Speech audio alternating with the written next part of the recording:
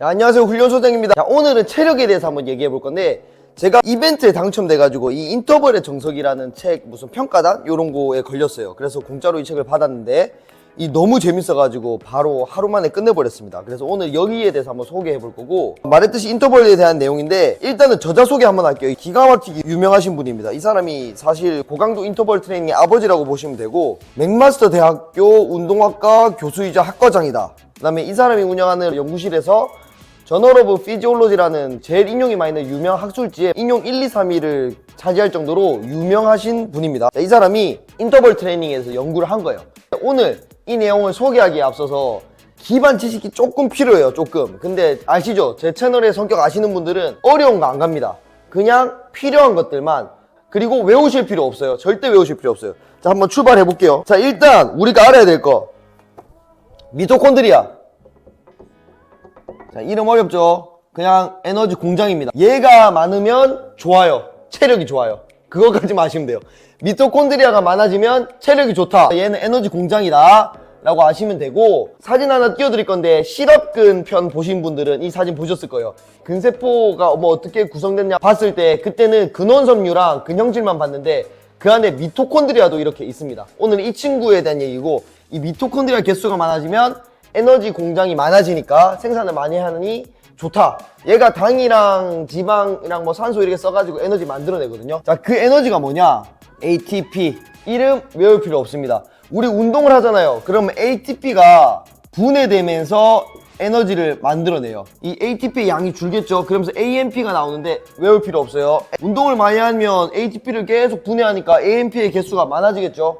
AMP의 개수가 많아지면 AMPK라는 단백질을 활성화시키고, 얘가 활성화되고 많아지면 PGC1알파, 이거 얘기하려고 지금까지 이 얘기한 거거든요. PGC1알파라는 단백질이 활성화됩니다. 근데 얘가 뭔 역할을 하냐면, 얘가 활성화되면 비로소 미토콘드리아의 개수를 늘려요. 미토콘 개수 업그레이드. 그래서 PGC1알파를 활성화시키냐 못 시키느냐가 내 체력이 좋아지냐 안 좋아지냐에 엄청 중요한 요소 중에 하나거든요. 그래서 PGC1알파를 어떻게 활성화시킬까를 했는데 2005년에 스위스에서 연구를 한 거예요.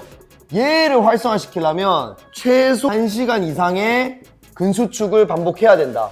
1시간 이상 운동해야 얘가 활성화돼. 그래서 이거 늘어나. 그래서 체력 좋아져. 근육 체력 좋아져. 이렇게 되는 건데, 그래서 전통적인 방식들은 대부분 90분에서 막 120분 정도 훈련을 하죠. 자전거를 타고. 그렇게 된 건데, 이 책의 저자가 실험을 한 겁니다. 자, 16명을 모아놓고 2주 동안 6회 훈련을 한 거예요. 8명은 자전거를 태웠는데 10에서 120분 연속적으로 태웠고, 8명은 10초 운동, 4분 휴식. 이거를 4회에서 6회 한 겁니다. 자, 극명하게 차이 나죠?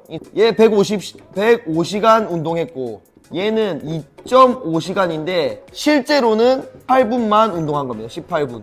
여러분 죄송한데 보드마카 다음 주에 사겠습니다. 너무 연해졌는데 오늘은 이대로 바로 찍겠습니다. 그래서 105시간 대 2.5시간 이렇게 운동을 했고, 이 30초 운동은 정말로 와, 내가 더 이상 이것보다 더 열심히 할 수 없을 정도의 강도를 뽑아야 된다고 인지시켰고, 그렇게 분위기를 막 치열업했대요. 그래가지고 30초 운동은 엄청나게 빡세게, 최고 빡세게 한 거예요. 자, 이거 결과가 어떻게 됐을까요? 자, 이런 실험실에서는 막 근육 생검도 하거든요. 근육 진짜로 침 쑤셔갖고 근육 빼와가지고 그 막 검사하고 막 하는데, 그렇게 봤는데, 자, 근육 분자 구조의 변화와 타임 트라이얼, 뭐 이런 거죠. 5000m 시간 얼마나 걸렸어, 이런 건데, 이거의 향상이 이 두 그룹이 같았다고 해요. 이래서 센세이션해진 거죠. 이게 와, 105시간 운동했을 때랑 2.5시간 운동했는데 이게 내 체력이 향상되는 수준이 똑같다고? 이렇게 돼버린 거예요. 심지어 실제 운동은 18분밖에 안 돼요. 그래서 이게 완전 센세이션하게 돼버린 건데, 그럼 우리는 사실 여기서까지 하면 돼요.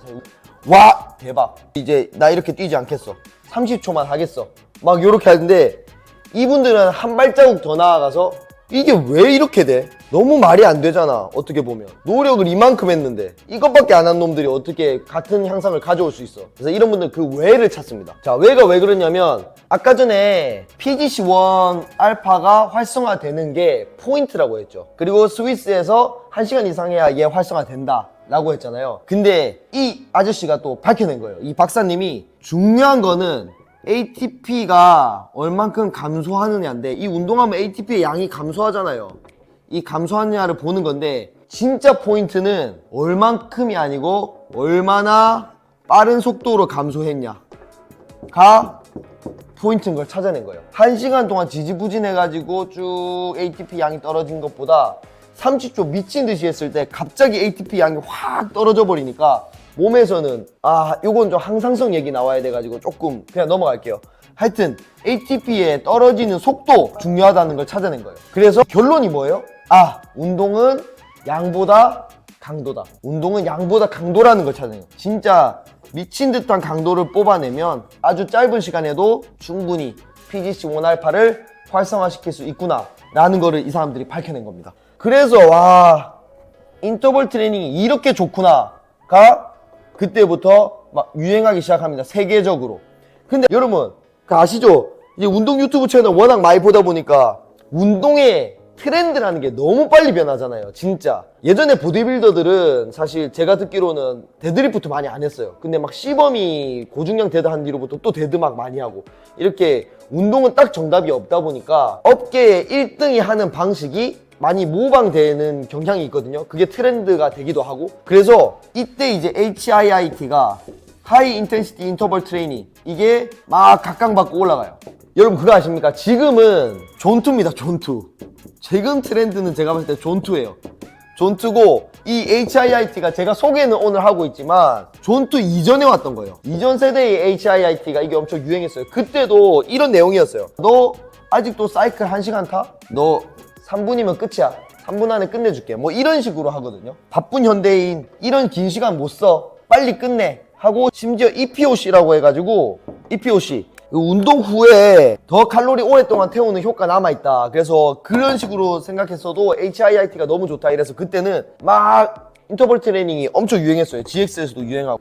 지금 존투가 말하는 건 뭐예요? 저도 이전 영상에서 소개했지만 존투 유산소 시스템 발달, 유산소 시스템의 발달을 통해서 체력이 좋아지고 이런 장점들이 너무 많이 나왔죠. 그래서 유산소 시스템을 발달했는데, 아까처럼 미친 듯이 타는 그런 훈련들은 유산소 시스템 발달시키지 못해. 무산소 위주로 가. 무산소 시스템 위주로 발달시켜가 문제라서 얘가 막 떠오르고 있는데, 이 저자는 그렇게 얘기 안 합니다. 이 저자가 소개한 그래프가 하나 있어요. 그래프 여기 영상으로 띄워드리고, 이거 보면 어떻게 돼요?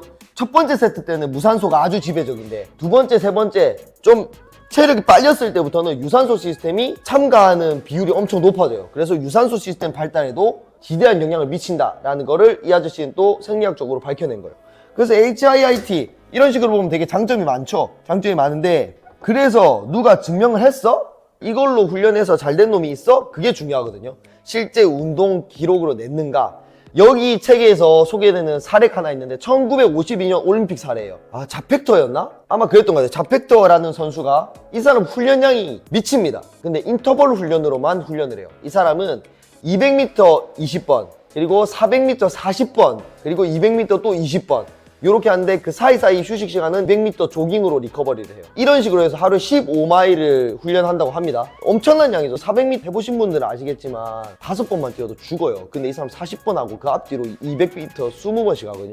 엄청난 양인데, 하여튼 이 사람은 전통적인 훈련 방식보다 인터벌 트레이닝으로 본인의 훈련을 다 조졌다라고 생각하시면 되고, 그래서 이 사람이 올림픽 나가요. 올림픽 나가서 5000m, 1000m, 그 다음에 풀마라톤 이 3개를 나갑니다. 근데 5000m 우승, 1000m 우승. 근데 이 사람이 인터벌만 하다 보니까 풀마라톤 경험이 없던 거예요. 장거리가 없었던 거죠. 그래서 이 사람 전략이 전 올림픽 그 금메달리스트 옆에 붙어가지고 이 사람 페이스로 가야겠다라고 전략을 짠 거예요.